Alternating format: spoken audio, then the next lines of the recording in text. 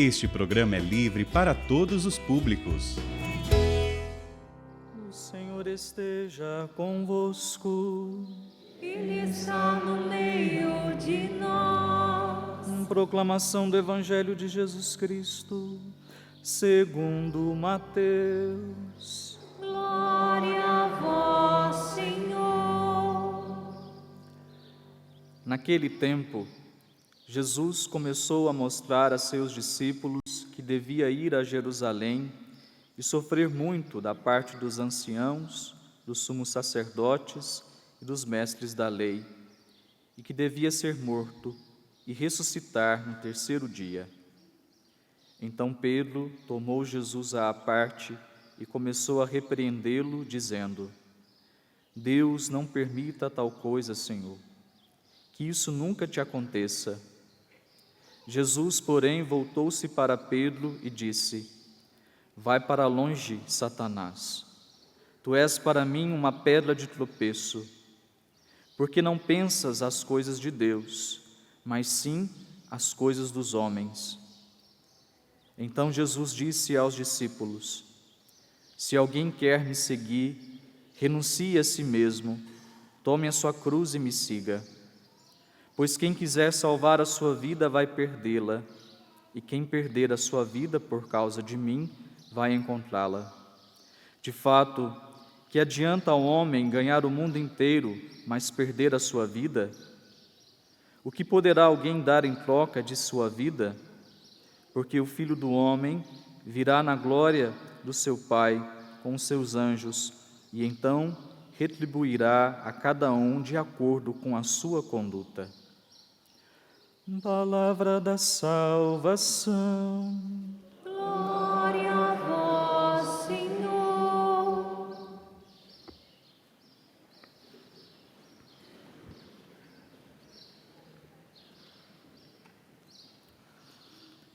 Quando eu estava me preparando essa homilia, diante da liturgia desse final de semana, eu me lembrava de uma frase de Santo Agostinho.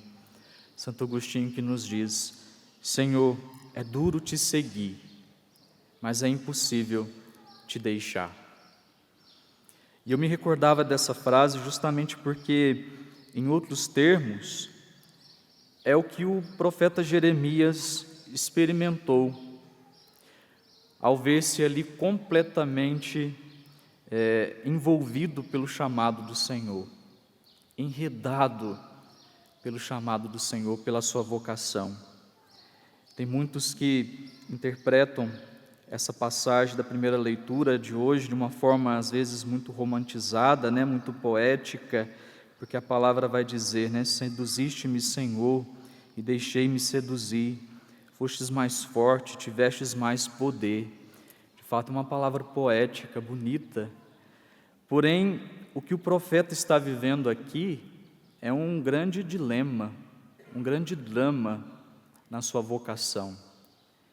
Por quê? Porque ao mesmo tempo em que ele já não se vê mais como sair dessa vocação, como dizer não para Deus, como fugir da vocação que Deus o chamou, ele também tinha consciência das consequências do seu chamado, porque ele já justamente experimentava já as consequências de anunciar a palavra de Deus, de profetizar em nome de Deus, de anunciá-lo. Ele já enfrentava as cruzes que eram próprias da sua vocação de profeta. Por isso que a palavra Jeremias vai justamente dizer, ele descreve muito bem essas consequências da sua vocação. Tornei-me alvo de risão o dia inteiro, todos zombam de mim. A palavra do Senhor tornou-se para mim fonte de vergonha e de chacota o dia inteiro. Vemos aqui que o desejo do profeta talvez seria de fugir dessa vocação, porque ele tinha consciência das consequências, do sofrimento que comportava a sua vocação, daquilo que Deus lhe chamou, porém, foi algo irresistível para ele. Ele diz no final, que foi como esse fogo ardente que o consumiu, e que ele viu sem forças. E aí nós podemos concluir o seguinte, meus irmãos: ser de Deus, viver a vocação que Deus escolheu para cada um de nós é algo belíssimo, sem sombra de dúvidas. Porém, nós não podemos nos esquecer da cruz que comporta cada vocação, porque cada chamado, cada vocação é belo sim, seguir e fazer a vontade de Deus, mas existe uma cruz também por trás disso. Existem sacrifícios, existem renúncias que precisamos fazer, que precisamos assumir, que precisamos tomar como consequência do sim que nós damos a Deus. Acontece que tem por aí muitas pessoas que querem ser de Deus, mas não querem assumir as consequências da sua vocação. Até acham bonito, né? Dizer que é de Deus, né? Querem os likes, querem a aprovação do povo, mas às vezes não quer assumir as consequências, não quer assumir a cruz que comporta a vocação. Querem as honras, os benefícios, mas o sacrifício eu vou deixando de lado, eu não vou assumindo. E aí começam a viver uma vida conformada com o pensamento deste mundo, com a ideia deste mundo. E qual é a ideia deste mundo? A ideia deste mundo é: busque as glórias, mas fuja do sofrimento. Busque o prazer, mas fuja da dor. Busque as vitórias, né, as honras, mas fuja do sacrifício. Essa é a ideia do mundo. E aí que é um exemplo bem prático disso. As pessoas hoje querem buscar a todo custo o prazer. Vivem uma vida, sexualmente falando, desenfreada, mas depois não querem assumir as consequências de uma gravidez. E aí o que elas fazem? Vamos abortar. Vamos abortar porque é muito sacrifício. Eu não estou pronto para isso, não estou pronta para isso. Vai me acarretar muitos sacrifícios, vai ser muito penoso cuidar dessa criança. Ou seja, querem as alegrias e os prazeres do mundo, mas não querem assumir as consequências. E aí estão aí, né, lutando para ter o direito de abortar, porque não querem assumir as consequências, não querem um sacrifício, não quer a dor, não quer a cruz que comporta. Um outro exemplo, né? Casal casa, faz aquele casamento maravilhoso, lindo, bonito. E aí, com poucos dias de casamento, poucos meses, poucos anos, na primeira cruz que chega, na primeira crise, na primeira dificuldade, se desesperam, se angustiam e vamos divorciar, vamos separar. Por quê? Porque não querem enfrentar aquela cruz que chegou. Não querem enfrentar aquele desafio, aquele problema que surgiu dentro do casamento, porque é mais fácil divorciar, se separar, do que assumir a cruz que comporta a vocação matrimonial, os sacrifícios que comportam uma vida matrimonial.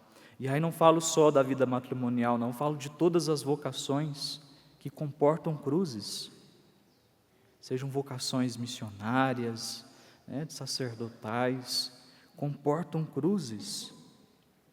Meus irmãos, a provação chega na vida de todo mundo. A cruz chega na vida de todo mundo. Chega na vida daquele que tem fé, mas também chega na vida daquele que também não tem fé. Porém, nós que temos fé, nós que acreditamos e seguimos a Jesus Cristo, o sofrimento ele ganha uma dimensão completamente diferente. O sofrimento, a cruz, ganha uma dimensão salvífica na nossa vida. E talvez você que está aí fugindo da sua cruz, fugindo do seu sacrifício, na verdade você está fugindo da sua salvação, da sua redenção, porque Cristo transformou o sofrimento em algo salvífico. Cristo transformou o sofrimento, a cruz, em salvação. Deu um novo sentido para a cruz, para o sacrifício. É por isso que São Paulo vai dizer que nós não podemos conformar o nosso pensamento, a nossa ideia à ideia deste mundo, porque a ideia deste mundo é diabólica, é maligna. A ideia mundana deste mundo de fugir a todo custo do sofrimento, a fugir a todo custo da cruz, é maligna. Basta ver o exemplo que eu dei do aborto. Isso é diabólico, é maligno. Por isso que São Paulo vai dizer para nós hoje, que nós não podemos nos conformar com esse mundo, mas precisamos transformar a nossa maneira de pensar e de julgar, de ver aquilo que é bom, que agrada a Deus. E agrada muito a Deus quando nós, por causa da nossa vocação, assumimos e abraçamos a nossa cruz, com coragem, com ânimo. Vejamos o Evangelho de hoje.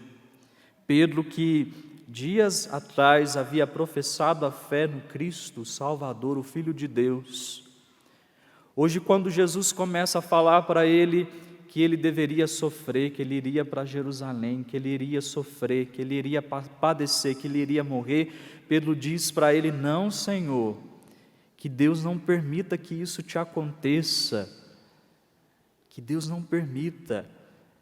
E aí Jesus toma Pedro e diz para ele: afasta-se de mim, Satanás, porque os teus pensamentos não são os pensamentos de Deus, mas são os pensamentos dos homens.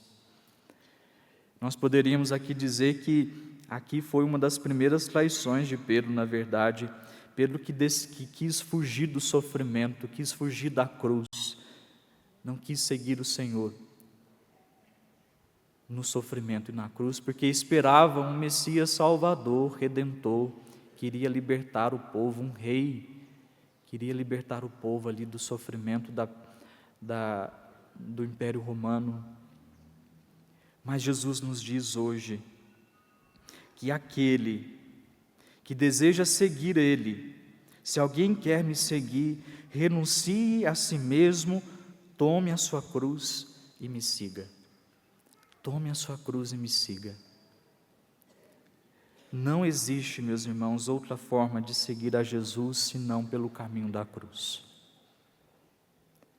Se você deseja de fato ser um discípulo, uma discípula do Senhor, assumindo a sua vocação, a vocação a qual o Senhor te chama, tome a sua cruz e siga o Senhor. Toda vocação comporta uma cruz. E aí nós precisamos deixar com que o Espírito Santo de Deus inflame o nosso coração. Lembra do profeta Jeremias? Ele vai dizer no finalzinho da leitura de hoje: senti então dentro de mim um fogo ardente a penetrar-me o corpo todo, desfaleci sem forças para suportar. Você só irá conseguir assumir a sua cruz e levá-la no seguimento de Jesus Cristo se você for um homem cheio do Espírito Santo, se você for uma mulher cheia do Espírito Santo. Do contrário, você irá fugir da cruz. Do contrário, você irá fugir das consequências do chamado de Deus na sua vida. Por isso, meus irmãos, deixemos com que esse fogo abrase o nosso coração. Deixemos que o fogo do Espírito aqueça o nosso coração e nos rendamos a esse chamado. Assim como o profeta se rendeu: Senhor, seduziste-me, e eu me deixei seduzir, fostes mais forte. Não fuja, meu irmão, da sua cruz. Não fuja. Eu sei que às vezes, quando ela chega na nossa vida, a gente não consegue compreender muito bem, né? O nosso desejo humano, de fato, é fugir, é abandonar. Mas nós não podemos, porque nós só iremos nos salvar, nós só iremos viver essa dimensão salvífica que comporta a cruz, o sofrimento na nossa vida, se nós abraçarmos, assim como Jesus abraçou a sua cruz e foi até o final, por amor a nós. Ele já assumiu a cruz no nosso lugar. Agora nós não podemos fugir. Ou então nós iremos viver com a mentalidade desse mundo, que é uma mentalidade diabólica, maligna, que quer nos desviar da salvação que Deus já preparou, já reservou para cada um de nós. Louvado seja nosso Senhor Jesus Cristo.